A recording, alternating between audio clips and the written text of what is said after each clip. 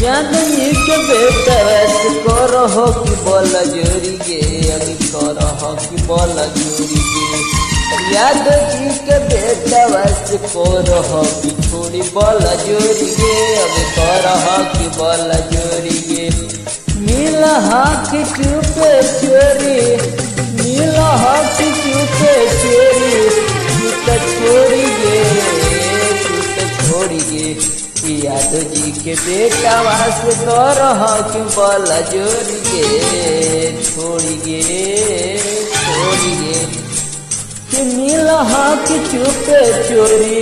कि मिल हाथ चुपे चोरी तू गे छोड़ी गे कि होलिया में यादव जी के बेटा वास करह कि बोल जोरी गे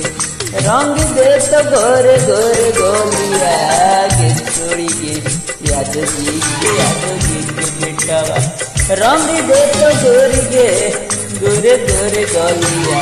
यादव जी के बेटा यादव जी के बेटा मिल हाथी